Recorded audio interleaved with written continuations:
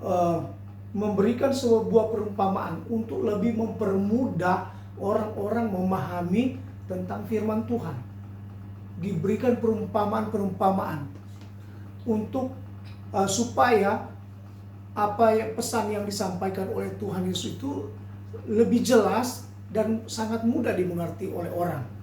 Tidak harus berpikir-pikir apa maksud ayat ini. Tidak lagi. Karena Tuhan Yesus sudah menjelaskan itu seperti perumpamaan. Begitu gampang, begitu mudah. Dan ini dia katakan bahwa ya seperti inilah kehidupan kita. Bahwa di dalam Tuhan selalu ada pertolongan Tuhan, dan bagaimana Tuhan mau menolong adalah salah satunya lewat berdoa. Lewat doa. Lewat datang kepada Tuhan. Dan doa bukan hanya sekedar berdoa, sekali berdoa, dua kali berdoa, tidak. Tuhan Yesus sendiri yang mengajarkan berdoa itu siang dan malam. Di sini dikatakan, tidakkah Allah akan membenarkan orang-orang pilihannya yang siang malam berseru kepadanya, dan adakah ia mengulur-ulur waktu sebelum menolong mereka? Saudara-saudara, bagi kita adalah orang-orang pilihan Tuhan. Dan firman Tuhan berkata bagi orang-orang yang pilihan Tuhan, yang kita ini orang-orang percaya, jangan kita berhenti datang kepada Tuhan, berseru kepada Tuhan. Bukan hanya malam hari kita berdoa, atau bukan hanya siang hari kita berdoa, tetapi kita berdoa siang malam, berseru kepadanya. Dan janji Tuhan, Tuhan tidak akan ulur-ulur waktu kalau kita datang kepadanya siang dan malam. Tidak dikatakan bahwa kalau kita datang siang Tuhan tidak mau jawab doa kita, atau kita berdoa malam Tuhan tidak jawab doa kita. Tetapi Tuhan di sini yang mengatakan secara langsung bahwa kalau mau Tuhan mempercepat jawaban doa, berserulah kepadanya siang dan malam. Ini firman Tuhan yang mengatakan. Yang datang berseru kepadanya siang dan malam. Berdoa dan terus berdoa. Dan saudara-saudara, disinilah sumber jalan pertolongan kita. Meminta pertolongan kepada Tuhan adalah lewat doa. Tuhan punya banyak cara untuk menolong.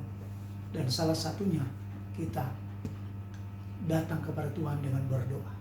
Berdoa berseru kepada Tuhan siang dan malam. Dan selanjutnya kita akan melihat di sini ayat yang ke-8, aku berkata kepadamu, ia akan segera membenarkan mereka. Akan tetapi jika Anak Manusia itu datang, adakah ia mendapati iman di bumi? Saudara-saudara, setelah tadi tentang doa, dan sekarang ayat yang ke-8, Tuhan Yesus sendiri yang berbicara tentang iman.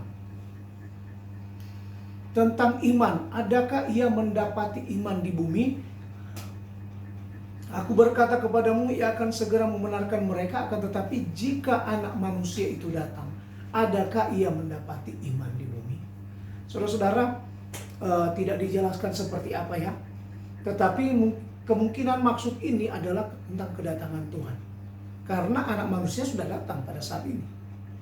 Dan kalau kita berpikir tentang iman, ya kita beriman bahwa Tuhan itu sering datang kepada kita dalam hidup kita.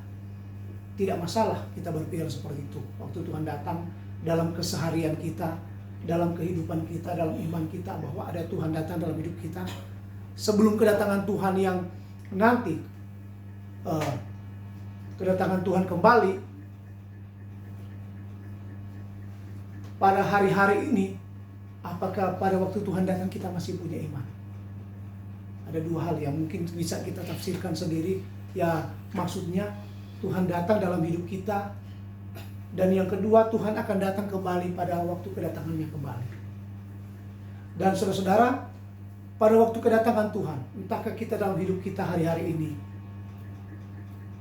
adakah Dia melihat iman dalam hidup kita? Adakah Ia mendapati iman di bumi? Adakah Dia melihat kehidupan kita masih dalam iman? Saudara-saudara, apa maksud dari ayat ini? Tadi berbicara tentang doa, sekarang berbicara tentang iman. Kita melihat di dalam, dan sebelum kita lihat, saudara-saudara, kita ingin melihat dulu bagaimana doa ini berhubungan dengan iman. Memang kalau kita baca di dalam Alkitab, dalam Injil, dan di ayat-ayat lain dalam surat-surat dalam Perjanjian Baru, bagaimana ini doa ini selalu berkaitan dengan iman. Doa itu didoakan dan dengan iman. Bahkan dalam firman Tuhan, doa dengan iman besar kuasanya. Jadi doa ini selalu berhubungan dengan iman. Tetapi di sini kalau kita lihat, seperti ada dua yang terpisah di antara ayat 7 dan 8 ini. Dan tadi berbicara tentang doa dan sekarang iman. Dan kita akan lihat sebenarnya iman ini yang maksud seperti apa. Dan iman di sini saya mengambil beberapa contoh di dalam ayat-ayat firman Tuhan. Di dalam Injil Lukas pasal 22 ayat yang ke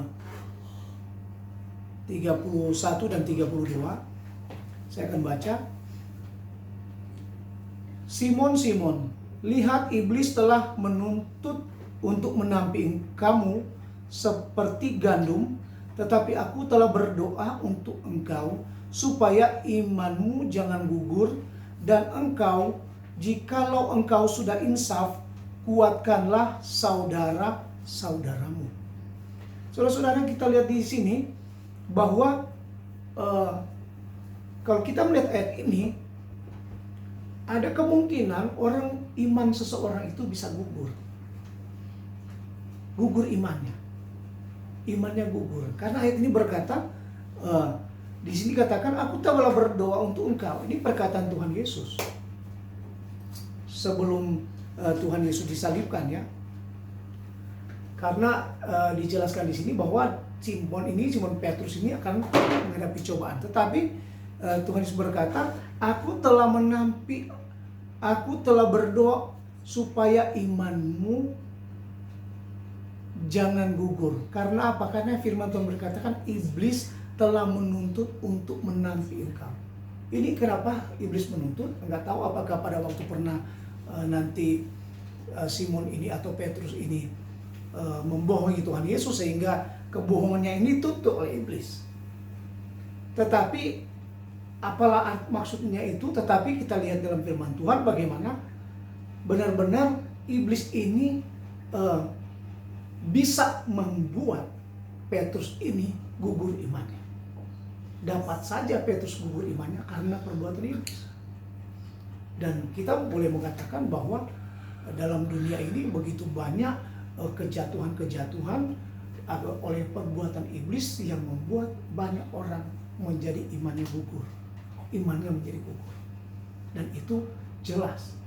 Begitu banyak godaan-godaan dunia membuat orang terseret dalam arus keduniawian sehingga gugurlah iman.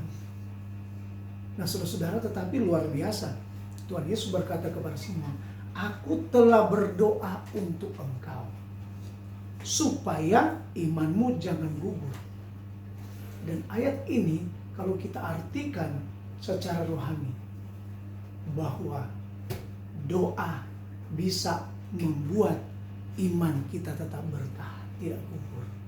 Dengan berdoa, dengan kita terus berdoa kepada Tuhan, iman kita akan tetap terjaga, tetap kuat di dalam Tuhan. Amin. Kita terus berdoa kepada Tuhan.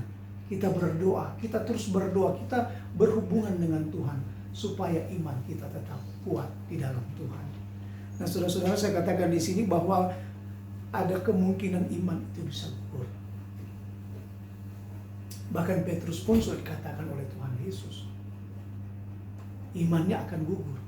Bukan imannya akan gugur. Supaya imanmu tidak gugur, Petrus, aku sudah berdoa untuk engkau. Dan Selanjutnya kita akan melihat bagaimana tentang iman ini. Ada dua contoh kita akan lihat di dalam Yohanes pasal 6 ayat yang ke-61. Yesus yang di dalam hatinya tahu bahwa murid-muridnya bersungut-sungut tentang hal itu, berkata kepada mereka, adakah perkataanku itu menggoncangkan imanmu? Saudara-saudara, dalam perjalanan hidup kita, dalam perjalanan iman kita sebagai orang percaya, sebagai hamba-hamba Tuhan, di sini kita melihat ayat ini berkata, perkataan Tuhan Yesus dapat menggoncangkan iman. Firman Tuhan dapat menggoncangkan iman. Dan dalam kehidupan sehari-hari kita lihat itu begitu banyak. Banyak orang percaya, banyak umat-umat Tuhan terkadang mundur ikut Tuhan cuma karena tidak mau lakukan firman Tuhan. Perkataan firman Tuhan itu cukup menggoncangkan iman. Kenapa orang tidak mau setia kepada Tuhan? Karena ada firman Tuhan yang mereka masih tidak mau lakukan. Mereka tidak mau setia kepada Tuhan. Firman Tuhan yang ada itu menggoncangkan imannya sendiri. Imannya tergoncang karena firman Tuhan. Dan kita lihat Tuhan Yesus pada waktu apa yang dikatakan dalam Injil Yohanes, dalam Yohanes pasal 6.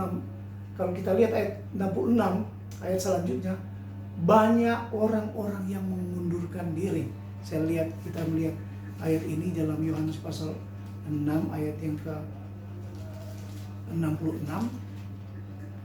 Dikatakan di sana, sesudah mendengar semuanya itu, banyak dari murid-murid Yesus berkata, perkataan ini keras, siapakah yang sanggup mendengarkannya?